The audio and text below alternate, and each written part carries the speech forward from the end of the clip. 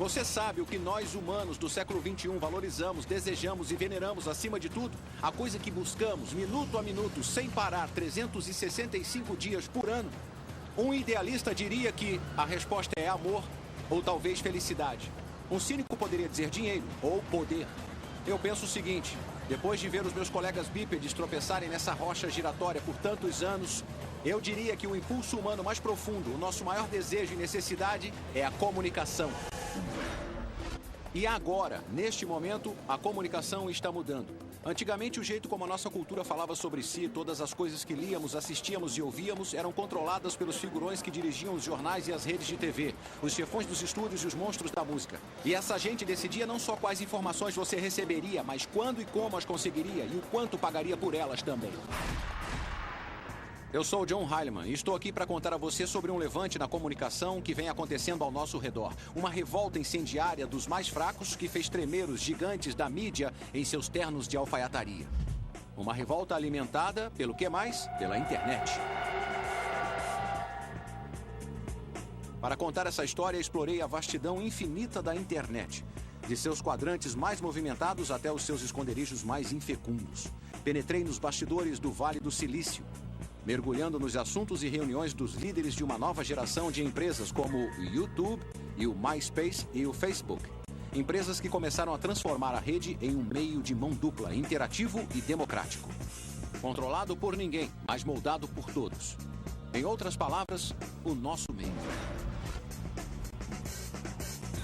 Eu também mergulhei na história da rede para contar a você a história de como as sementes dessa transformação notável foram lançadas. Hoje todos nós sabemos como a rede mudou o mundo, mas esta é a história de como a rede está transformando a rede. A internet.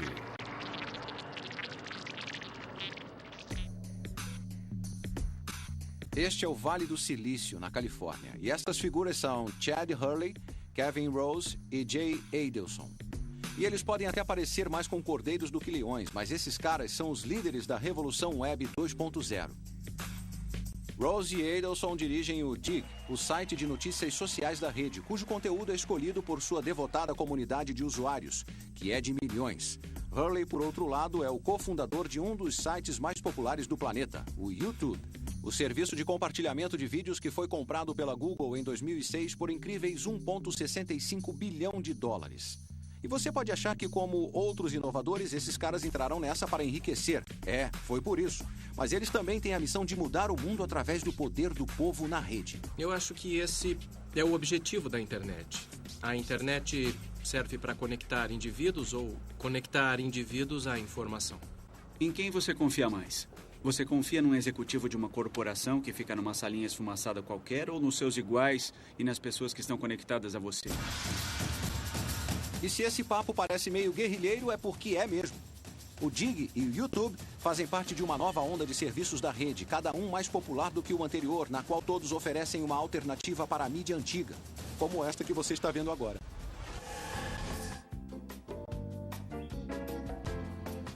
Até bem recentemente, a velha ordem da televisão operava com base em uma série de costumes antigos e antiquados. E caras incrivelmente carismáticos e ligeiramente irritantes, gente como eu, viajavam o mundo com todas as contas pagas e salários astronômicos, sendo filmados por caras como estes. Para a pessoa comum, a indústria da TV era impenetrável. Era um clubinho que controlava o que iria ao ar. O tubo deles, em outras palavras. Mas não mais. Hoje, a indústria da TV está sendo escancarada, tornando-se acessível para todos. E tudo por causa do YouTube e de uma transformação que se resume em seu slogan: transmita a si mesmo. Antes eram só as empresas de mídia tradicionais que controlavam os portais de distribuição. E eles também controlavam o que era produzido. Mas nós achamos que todos têm a oportunidade ou deveriam ter a chance de ser ouvidos. Não surpreende que alguns titãs da televisão considerem o YouTube tão ameaçador, especialmente depois de seu casamento com o Google. Mas o que Chad Hurley e a sua gangue fizeram foi dar a todos um poder que estava restrito apenas aos mestres da grande mídia. Eles deram a todos e cada um de nós a nossa própria torre de transmissão, da qual podemos transmitir os nossos vídeos caseiros, quer sejam brilhantes ou débeis mentais, a uma plateia em potencial de milhões. No Digg está acontecendo um experimento semelhante, mas, neste caso, o assunto não é o frívolo entretenimento televisivo, mas o mais sério dos assuntos: notícias.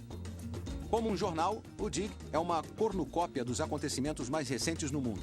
Mas aquilo que vai parar na primeira página do Digg não é decidido por nenhum mauricinho metido à âncora de jornal, é decidido por você, o usuário.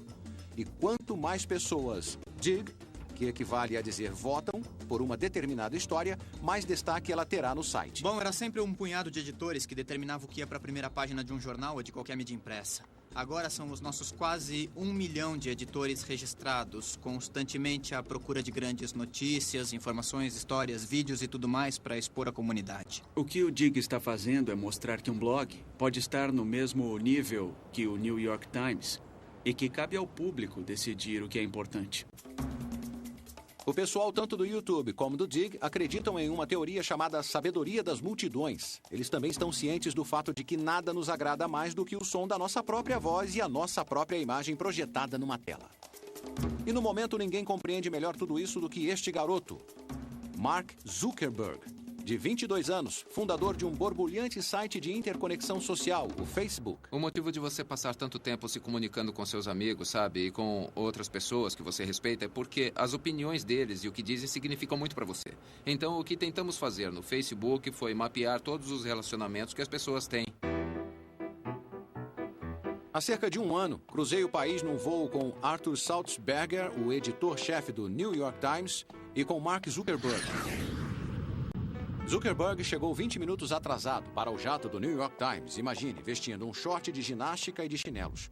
Ouvir a ele e Sulzberger falar sobre um futuro da mídia foi como ouvir um marciano conversando com um bastão de beisebol.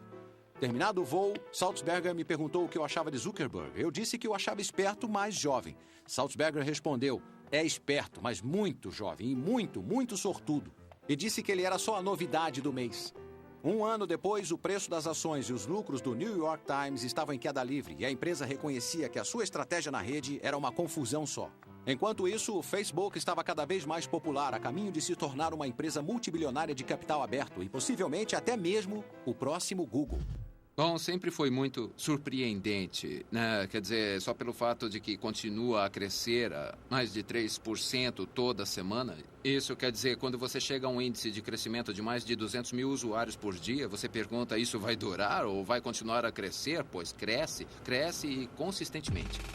O Facebook é um fenômeno genuíno, assim como seu rival na interconexão social, o MySpace, e assim como o YouTube.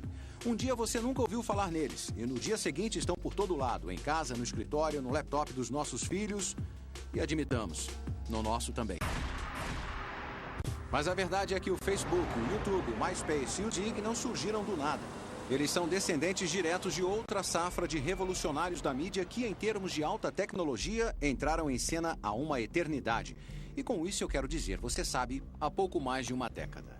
Esses caras, antes de tudo, eram fãs incondicionais de música, que por acaso eram também techno-geeks animais. E isso fez toda a diferença. O ataque que eles lançariam sobre o status quo na indústria musical seria a base sobre a qual o YouTube e o Facebook seriam construídos. E eles lutariam essa batalha sem nada além de coragem e um fluxo de códigos de computador. Quando a rede adentrou as nossas vidas em meados da década de 1990, apesar de toda a retórica insurrecionista que inspirava, ela era apenas mais uma fonte de informações para nós. Nada muito diferente da televisão, do rádio e dos jornais, exceto por usar a forma digital através de uma tela de computador. Mas hoje a rede rapidamente se tornou uma via de mão dupla para dar e receber. Assistimos e postamos videoclipes no YouTube. Blogamos, mandamos fotos e partilhamos detalhes íntimos da nossa vida obsessivamente em sites de interconexão social como o Facebook e o MySpace. Nos últimos 100 anos, a mídia de massa vinha funcionando através de umas poucas empresas grandes, que basicamente coletavam o que eles consideravam as informações mais interessantes que impunham ao seu público. Agora, um número grande de indivíduos pode compartilhar informações do mesmo modo como só essas empresas grandes faziam antes. Garotos como Mark Zuckerberg, do Facebook, estão enfrentando os gigantes da indústria da mídia tradicional. Mas as sementes dessa rebelião foram plantadas há pouco mais de 10 anos. Mas hoje todos estamos um pouco apáticos em relação à rede. Não damos valor às grandes mudanças que ela causou na nossa vida diária, especialmente quando o assunto é como consumimos a mídia. Mas pare por um segundo e volte a, digamos, meados dos anos 90 e relembre como costumava ser. Lembre do processo incrivelmente chato para conseguir uma música nova ou até mesmo ouvir essa música nova. E do jeito que eu me lembro era mais ou menos assim. Primeiro você ouvia uma música de que gostava no rádio, talvez. Aí você tinha que sair de casa e procurar uma loja de discos. Você fuçava um pouco, encontrava a música que estava procurando e então percorria todo o caminho de volta para casa. Por fim, você voltava para a sua sala confortável com o seu novo e caro CD, comprado só por causa daquele single que você tinha gostado. Colocava no seu CD player, botava os pés para cima e começava a escutar.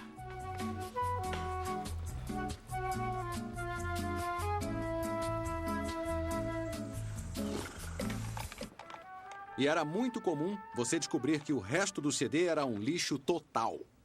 Mas antigamente era assim que funcionava e não tinha mais o que fazer. Ou pelo menos era isso que a maioria de nós pensava.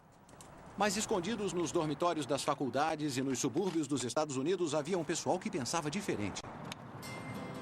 Os nerds em questão eram caras como David Wickley, Justin Frankel, Cable Sasser e Steve Frank. Amantes de música que começaram a brincar com uma tecnologia obscura que uniu músicas aos PCs e à rede. Acho que a maioria das pessoas não estava pronta para a ideia de que música de verdade podia sair de seu computador e que elas podiam conhecer novas músicas através de seu computador e da internet. E a maioria dos computadores nem sequer vinha com alto-falantes. Era uma época empolgante, porque era o início daquela revolução da música e dava para sentir que estava mudando, dava para sentir que algo grandioso ia acontecer. Eu tinha feito um software para tocar música que, na verdade, tinha baixa qualidade e um hardware feito em casa no colegial. Daí, quando eu entrei para a faculdade, os MP3 já estavam meio que disponíveis. Daí eu comecei a brincar com isso e a qualidade até que era bem boa. Antigamente, os arquivos de música eram enormes e pesados, mas o MP3 forneceu um meio de comprimir dados em um pacote digital muito menor e, portanto, mais fácil de enviar e receber pela rede.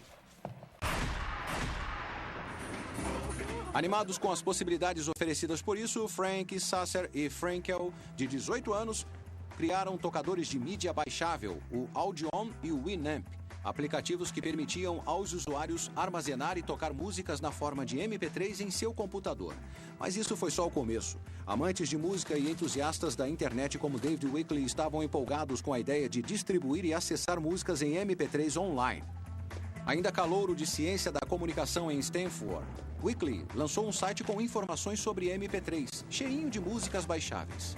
Umas 2 semanas depois que eu comecei, eu recebi um telefonema da segurança de rede de Stanford e eles me perguntaram: "Ei, o que está acontecendo? Mantemos uma lista de 10 a 20 servidores no campus que usam banda larga.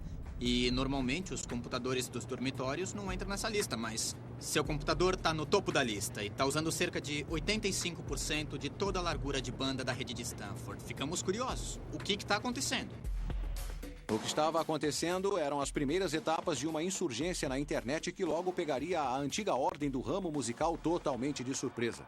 Porque, em Los Angeles, executivos como Jay Sammet, da gravadora EMI, haviam garantido seu conforto fazendo as coisas da mesma maneira tecnofóbica que sempre haviam feito. MP3, áudio na rede, ripar, mixar, queimar. A reação deles foi: sem chance. A indústria fonográfica como indústria, todas as gravadoras trabalhando juntas, bancaram um projeto chamado Madison, que era um teste com a IBM para pôr gravadores de CD nas casas das pessoas. Esse foi um teste feito em San Diego para ver se os consumidores comprariam, baixariam e gravariam música. E a conclusão desse teste caríssimo feito pela IBM e por essas grandes gravadoras foi que os consumidores nunca iriam querer fazer isso. Que revelação brilhante essa! E vale a pena lembrar, é claro, que 2 décadas antes, os gênios da IBM tinham decidido que o mercado mundial de PCs jamais superaria alguns milhares de unidades. E então os dinossauros da indústria fonográfica estariam cometendo o mesmíssimo erro de novo. Em vez de Deus nos livre, abraçar a rede, os figurões da indústria fonográfica adotaram uma postura de total e absoluta negação. Eles não permitiriam que qualquer material com registro de direitos autorais de seus artistas circulasse em qualquer lugar na rede. Mas como a indústria logo descobriria, como qualquer pai ou mãe acaba descobrindo, que os garotos norte-americanos não estavam nem aí se era permitido ou não. A ideia de que a música podia ser distribuída na rede libertada do jugo da indústria fonográfica estava para se popularizar de maneira absoluta, em meio a um frenesi de downloadings que acabaria por criar a base para serviços como o YouTube. E tudo isso graças a um garoto tímido de 18 anos de Boston, com uma ideia nova para um software, mas muito destruidora. A ideia dele se chamava Napster e o seu nome era Sean Fanning.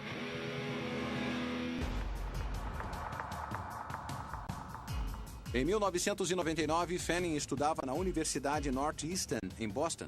Ele gostava de tocar violão e, como seus amigos, surfava a rede em busca de músicas para baixar. O meu colega de quarto na faculdade curtia muito rap e baixava todo tipo de rap desconhecido. Ele chamava os amigos nos fins de semana, fazíamos festas e todos estavam interessados em ter acesso à música dele ou descobrir um jeito de conseguir músicas do mesmo jeito que ele. Mas ele dedicava tanto tempo à busca por músicas e era tão demorado que ele matava a aula para fazer isso. E se achava um site bom, ele matava um dia inteiro para conseguir baixar tudo o que queria. O que Fanning e seus amigos estavam descobrindo era que, embora fosse tecnicamente possível compartilhar e baixar as músicas um do outro, mesmo com MP3, era muito chato, interminável e nada confiável. E era preciso, inclusive, manjar um pouco de programação para fazer isso. Mas quantos garotos entendiam de programação? Isso deu a Sean Fanning uma grande ideia. Quer dizer, grande mesmo. Tão grande que sua repercussão continua ecoando por toda a internet e indústria do entretenimento. Eu me dei conta de que havia esse monte de gente com uma relação de músicas que interessavam também a outras pessoas e queriam compartilhá-las. E a maneira lógica de resolver isso e alguns dos problemas de confiabilidade era fazer algo baseado numa arquitetura ponto a ponto. Então, como funcionava esse sistema ponto a ponto? Bem, o Napster permitia que os seus usuários deixassem que os seus PCs conversassem e partilhassem coisas com os computadores de outros usuários. E isso significava que se alguém em algum lugar tivesse o MP3 da canção que você queria, bastava abrir o Napster, digitar o nome da canção e ela seria baixada no seu disco rígido direto do dele. O Napster foi criado por uma necessidade. Eu realmente queria usar o que eu estava construindo. E ele não estava sozinho. Porque Fanning, um garoto que sequer tinha idade legal para beber na maioria dos estados americanos, estava para provocar um fenômeno e causar uma das controvérsias mais debatidas na história da tecnologia. Hoje em dia, a habilidade de partilhar e acessar todas as formas de conteúdo através da rede é lugar comum. Certo. Mas lá pelo final da década de 1990, isso ainda era um sonho, uma esperança, uma teoria. Mas tudo isso mudaria graças a um universitário de 19 anos chamado Sean Fanning, que estava trabalhando em um software que permitiria aos usuários da rede partilhar suas coleções de discos online. Em junho de 1999, Fanning concluiu o código para o Napster. Era o primeiro programa que ele havia escrito. Ele o distribuiu para uns amigos que conheceram em salas de bate-papo e disse a eles: "Ei, não espalhem por aí." Mas assim que puseram as mãos nele, não conseguiram resistir. Em uma semana, cerca de 10 mil pessoas tinham baixado o Napster, dando início a uma revolução que prometia um futuro no qual as lojas de discos do mundo ficariam mais ou menos assim. Tivemos uma explosão de downloads. A rede começou a ficar doida e, a partir daí, fugiu ao controle. Os universitários, em sua busca eterna por coisas gratuitas, foram os primeiros a contrair a febre do Napster. Nos meses seguintes, o programa estava em todos os campi norte-americanos e, em outubro de 1999, os downloads de MP3 feitos com o Napster ocupavam de 75% a 80% de toda a largura de banda disponível de muitas universidades norte-americanas. Menos de 4 meses após Fanning tê-lo lançado, o Napster tinha ultrapassado a marca de 1 milhão de downloads, tornando-se o software de mais rápida disseminação da história. Para muitos, a equação era claríssima. Napster é igual a música grátis. Mas o que Fanning havia criado tinha implicações que iam muito além da música.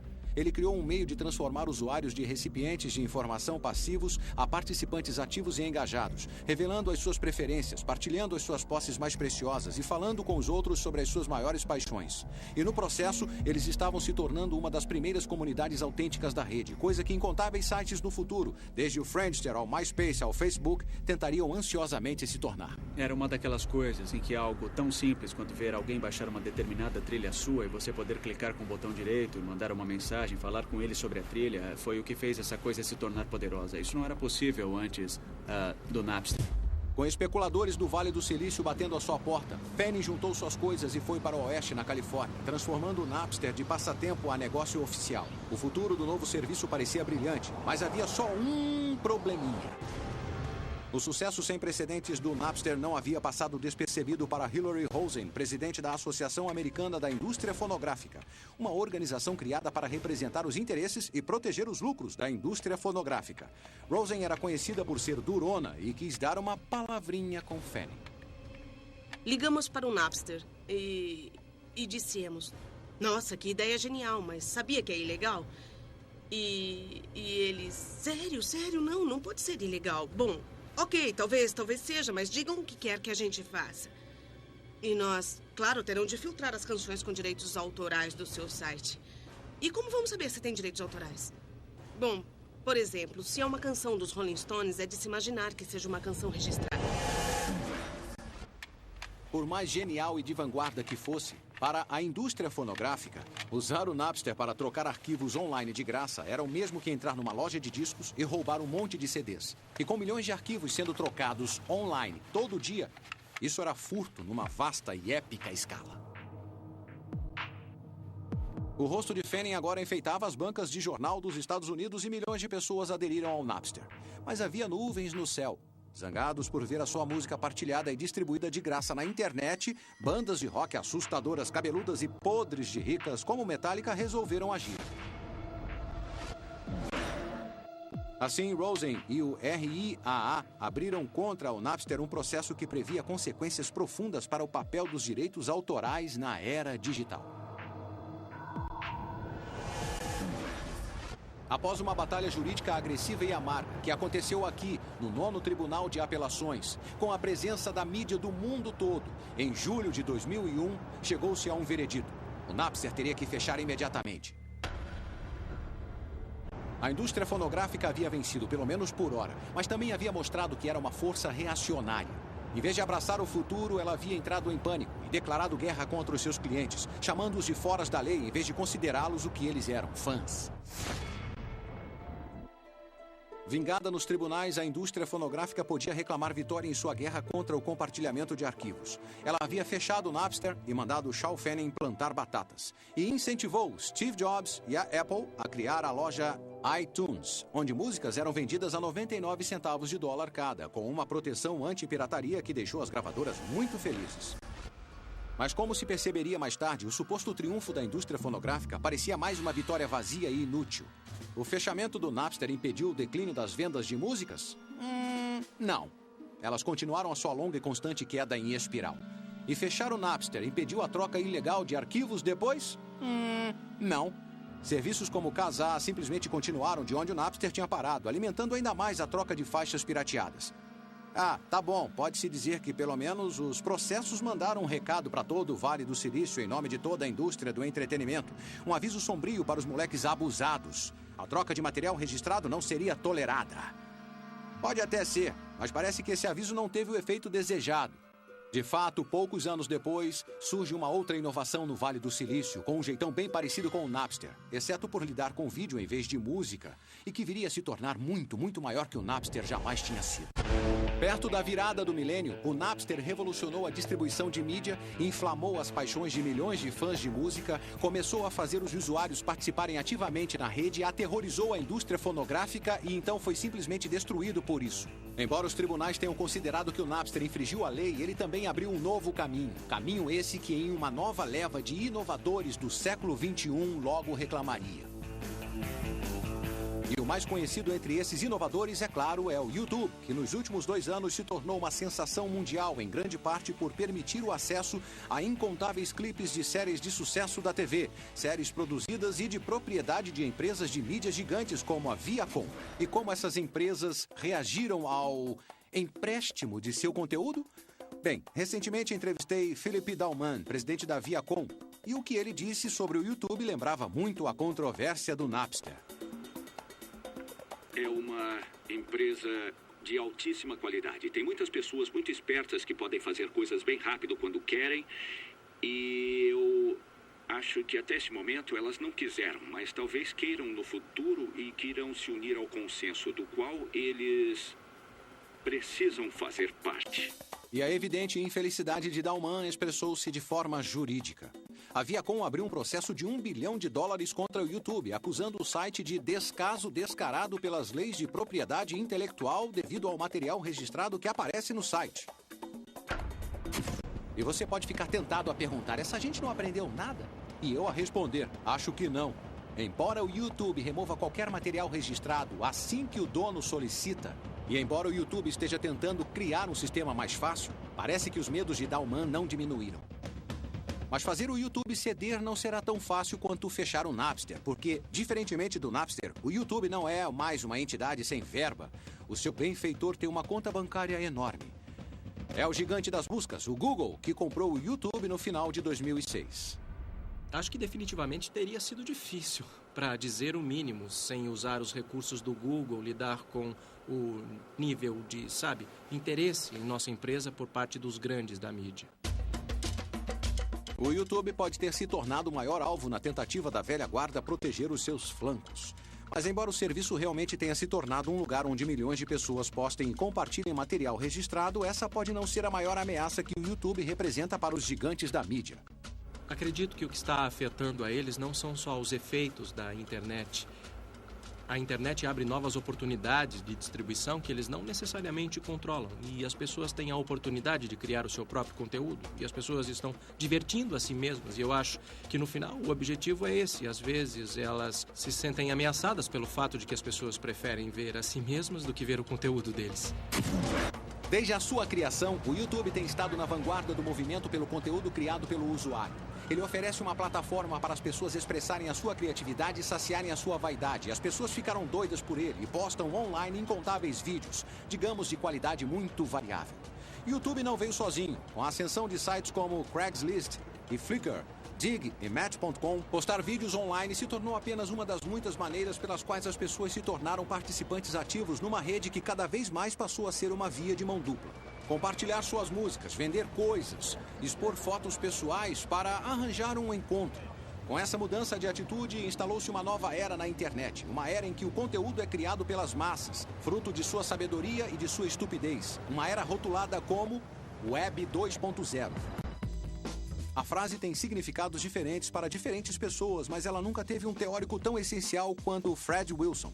Wilson é um especulador de Nova York, um homem muito rico e banca serviços de vanguarda da Web 2.0 como o Delicious e o Twitter. Ele também é um blogueiro altamente respeitado, com uma audiência imensa de pessoas ansiosas para ler os seus devaneios e saber não só sobre dinheiro e investimentos, mas sobre o significado de tudo. Acontece que as pessoas abrem seus navegadores e acessam a rede. Agora podem realmente contribuir com ela. E também podem participar da experiência da rede, e quer seja contribuindo com conteúdo, ou votando no Digg, ou quem sabe pegando um vídeo no YouTube e colocando em algum outro lugar. Elas causam um impacto diário e significativo naquilo que a rede é. Para mim, essa é a essência da Web 2.0.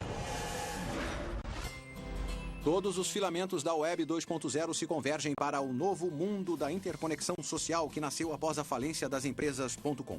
Primeiro veio o Friendster, um site de encontros enfeitado que acendeu e caiu rapidamente. Mas em seguida veio o MySpace, fundado em meados de 2003 por dois agitadores de Los Angeles, Chris DeWolf e Tom Anderson. A página do MySpace é muito parecida com o quarto de uma pessoa ou potencialmente o seu apartamento, porque a sua página do MySpace tem cores diferentes, tem música tocando ao fundo, tem fotos dos seus amigos. É muito parecido com o que você pode ter no seu quarto ou no seu apartamento. Ela dá a você uma dimensão real sobre alguém que você normalmente não teria. Assim como aconteceu com o Napster, a popularidade inicial do MySpace teve muito a ver com compartilhamento e acesso a músicas. Na primavera de 2005, o site tinha disparado, atraído 27 milhões de usuários registrados, crescendo a uma velocidade monumental e superando até o colosso de tráfego mensal da rede. Quando passamos o Google em acessos, bom, esse foi um momento significativo do tipo, nossa, nós somos tão grandes assim, sabe? Não parecia certo para nós e para a pequena empresa que a gente tinha. O Google era enorme, estava sempre nos noticiários e quando aconteceu foi um momento muito significativo. De repente, o MySpace virou a propriedade mais cobiçada da rede. Tão cobiçada que, de fato, ela chamaria a atenção das maiores empresas de mídia e de seus mais antigos monstros. A ascensão do MySpace também anunciaria aquela que promete ser a próxima grande batalha da alta tecnologia. Uma batalha não entre a nova ordem e a velha ordem, mas entre os astros em ascensão do universo da Web 2.0. No verão de 2005, o MySpace estava por todo lado. De repente, todo garoto que você encontrava na rua tinha uma página no MySpace e toda a banda também tinha uma. Hollywood tinha começado a usar o site como veículo de marketing para o seu material. Não era preciso ser nenhum gênio para ver que o MySpace era uma mina de ouro em potencial. Embora gênio seja uma palavra frequentemente aplicada a Rupert Murdoch, o homem que preside o império da mídia global, a News Corp, e que, naquele mês de julho, fez um cheque enorme para comprar o MySpace. No auge da bolha da internet, tive uma conversa com Murdoch sobre as implicações da rede. E o velho a detonou. Todos estão empolgados demais com esse delírio digital, disse ele. A maioria só quer sentar e assistir, interagir, dá trabalho. Eu me lembro de pensar que finalmente tinha encontrado um ponto cego em Murdoch. Mas então, alguns anos depois, ele resolveu comprar o MySpace por $650 milhões. Será que Murdoch, o deus da antiga mídia, finalmente tinha adotado a religião da rede? Eu acho que não. O que aconteceu foi que o tsunami de interconexão social simplesmente tinha ficado grande demais para Murdoch. E ele calculou que seria melhor tentar pegar a onda do que ser afogado por ela. Mas como a News Corp logo descobriria, na internet, dinheiro não pode lhe comprar amor, nem uma posição permanente de dominância. A próxima novidade sempre está à espreita. E quando o assunto é interconexão social, a novidade é o Facebook. Uma inovação fundada por Mark Zuckerberg, um ex-calouro de Harvard, hoje com 23 anos, e que no Vale do Silício é tido por todos como sendo do mesmo patamar do Netscape e do Google, uma inovação que tem o potencial para basicamente mudar a rede. Ele começou bem pequeno, montamos a primeira versão do produto em apenas 1 semana e meia. Em 2 semanas, 2/3 dos alunos de Harvard estavam usando, e aí todos esses outros alunos de escolas em volta de Harvard começaram a nos mandar e-mail dizendo: olha, você pode abrir uma versão do Facebook na nossa escola? Nós expandimos rapidamente, o mais rápido que pudemos. E aí expandimos para todas as faculdades nos Estados Unidos, para todos os colégios e para muitas empresas, e fizemos de um jeito que todos pudessem se inscrever. E aí, desde então, ele cresceu de 10 milhões de usuários ativos para uns 50 milhões e continua a crescer, duplicando a cada 6 meses. Essa história pode parecer familiar, e de certo modo é. Rapaz cria software em dormitório da faculdade. O software faz sucesso e toma a rede de assalto. Rapaz se muda para o Vale do Silício e ele se une a especuladores. Rapaz acaba na capa da Fortune e ganha tanto dinheiro que você não consegue evitar e o odeia um pouco. Mas Mark Zuckerberg não é um típico rapaz do Vale. O que o diferencia é a totalmente ímpia e praticamente incompreensível escala de sua ambição. É o tipo de ambição que nos lembra de um jovem Bill Gates, que começou com a meta de pôr um PC em cada escrivaninha em todos os lares e escritórios no mundo, e todos rodando com software da Microsoft. Ou no pessoal da Google, cuja meta é organizar e tornar acessíveis todas as informações via Google. No caso de Zuckerberg, a sua maior ambição é criar um serviço que capture a totalidade da conectividade humana. Para criar, pode-se dizer, a máquina definitiva de relacionamentos. O que tentamos fazer no Facebook foi mapear todas as relações que as pessoas têm. E olha que existem bilhões delas no mundo todo. E aquilo que podemos chamar de agregado das relações das pessoas, nós chamamos de rede social. Rede social pode parecer mais um jargão do Vale do Silício, mas não é. Na verdade, é um conceito acadêmico, aquilo que é conhecido como análise de rede social. A ideia básica é que todos estamos unidos por uma rede de relações. Alguns dos elos são diretos e fortes e outros são tênues e fracos. Eu conheço você. Você conhece um cara chamado Fred. E o Fred, por acaso, conhece o Bono. Então, teoricamente, eu estou ligado ao Bono. É aquele lance dos 6 degraus de separação. Todos estão ligados a todos, por mais distante que seja. Agora, imagine um diagrama de todas essas conexões interpessoais. Essa é a rede social. Então, quando Zuckerberg fala em mapear, englobar e replicar online toda a imensidão da rede social mundial, bem, era isso que eu queria dizer sobre ele ser extraordinariamente ambicioso. Contudo, as ambições de Zuckerberg não terminam com a rede social. Ele quer transformar o Facebook no Windows da rede, uma plataforma sobre a qual os criadores de software possam construir aplicativos para tornar o site mais útil e mais completo. E nesse ínterim, desenvolver um novo modelo de propaganda. O desenvolvimento da plataforma foi uma coisa que aconteceu muito rápido e nos primeiros 4 dias de seu lançamento, essa empresa, a iLike, já havia construído um aplicativo de música e tinha mais de 1 milhão de usuários. E coisas como essa são muito doidas, mas foi interessante ver a velocidade com que cresceu. Embora ainda esteja no início e os aplicativos atuais do Facebook não sejam muito úteis, o potencial dessa plataforma não pode ser subestimado. Esse é um dos principais motivos pelos quais a Microsoft não estava apenas disposta, mas também ansiosa por pagar 240 milhões de dólares por apenas 1,6% da empresa de Zuckerberg no ano passado. Mas se Zuckerberg vai se tornar o novo Bill Gates da rede, é claro que isso ainda não se sabe. Para começar, a sua nova plataforma de propaganda pode fracassar. Além disso, o MySpace não vai desistir sem lutar. Embora o Facebook esteja crescendo a um ritmo surpreendente, o MySpace ainda é maior. E DeWolf e Anderson, com o apoio de Murdoch, planejam enfrentar o Facebook de frente. Portanto, estamos para testemunhar o próximo grande auê da rede. Facebook contra MySpace. Os geeks do Vale contra os espertalhões de Hollywood. Mas mesmo com Rupert Murdoch espreitando nos bastidores, projetando o MySpace o melhor que pode, esse é o novo tipo de luta. Não é a mídia antiga contra a mídia nova, mas o novo contra o novo. 2 inovadores puro sangue da Web 2.0 lutando pela supremacia. Uma batalha na qual os bens criativos mais importantes somos todos nós, os amadores.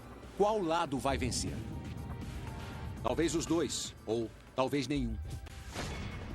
Com a ascensão da Web 2.0, tudo é possível. Há dinheiro circulando, negócios estão sendo fechados, milionários estão sendo criados da noite para o dia. Mas o que acontece hoje também destaca a verdadeira importância da rede que emergiu nos dias do Napster. A maneira como ele deposita um poder fantástico nas mãos de indivíduos. Embora esse poder possa ser transformado em lucro, existem aqueles cujas aspirações são mais profundas, mais altruístas. São as pessoas por trás de sites como Craigslist e Wikipedia. Pessoas que não podem ser compradas.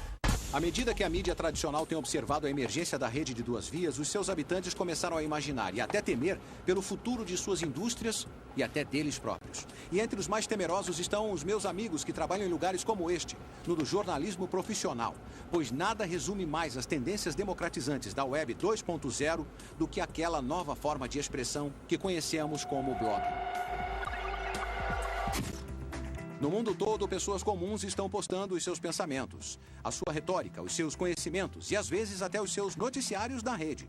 Todos têm alguma coisa a dizer e, de repente, qualquer um pode ser um cidadão jornalista.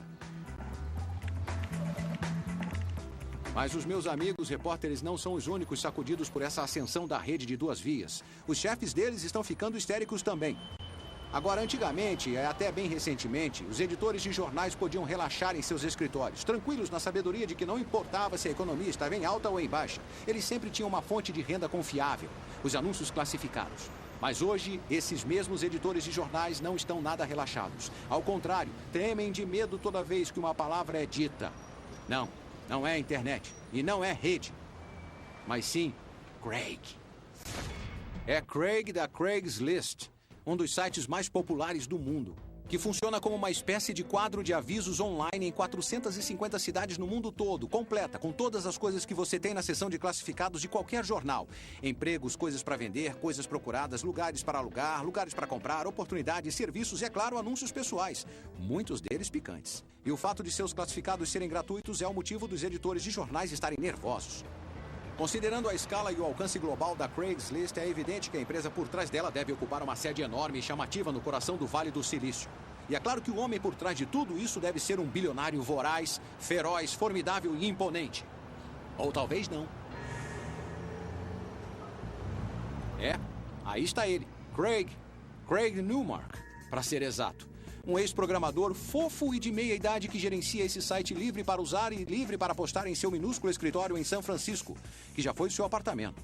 Como Jim Wales, fundador da Wikipedia, a enciclopédia gratuita criada por usuários, Newmark é uma prova viva de que a rede não era só para ganhar dinheiro. É para dar liberdade à comunicação. Compartilhamos alguns valores com praticamente todos em nosso país e talvez com todos no mundo. E funciona assim. Uma vez que você fature o suficiente para viver com conforto e garantir o seu futuro, qual é o sentido de ter mais? Esses são os valores que nos passam na escola dominical, que aprendemos na nossa criação. E vamos seguindo desse jeito. Estamos numa era em que as pessoas estão começando a perceber que comunidades que supervisionam a si mesmas, podem produzir trabalhos de altíssima qualidade, quer sejam software de fonte aberta ou algo como a Wikipedia, a abertura, a transparência, contanto que você tenha normas sociais estabelecidas que incentivem um bom trabalho e desencorajem as coisas ruins, o produto resultante disso é muito bom. Na verdade, a qualidade da informação na Wikipedia não é uma maravilha.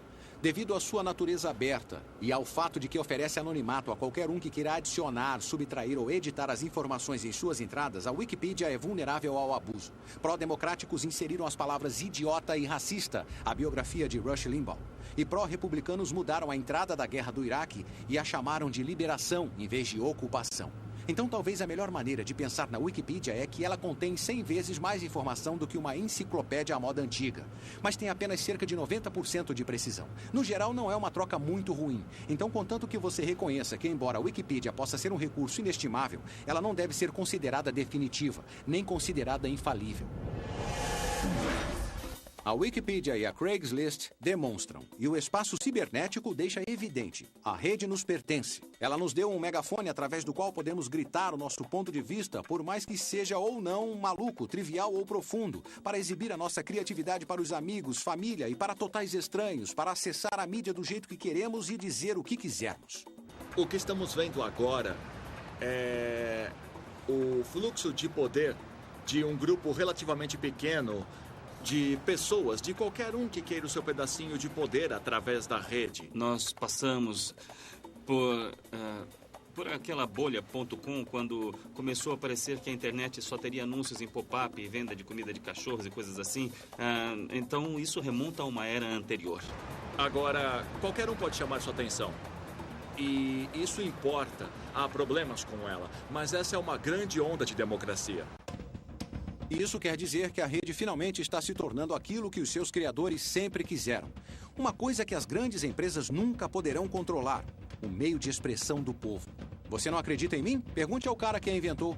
Originalmente, a ideia da rede é que ela seria uma via de mão dupla com a qual eu poderia contribuir. E na última década, a rede não fez isso, mas estamos retomando a ideia de uma rede de mão dupla. Então, o fato de ser um espaço onde as pessoas podem escrever um blog e contribuir para uma wiki é muito empolgante para mim, porque trazem a pessoa comum de volta como autor.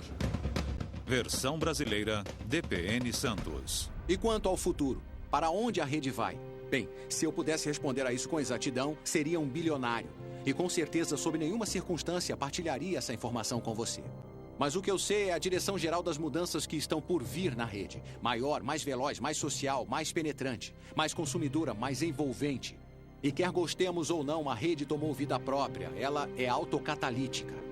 Os dominós iniciaram a sua reação em cadeia, mas ainda restam muitos a cair.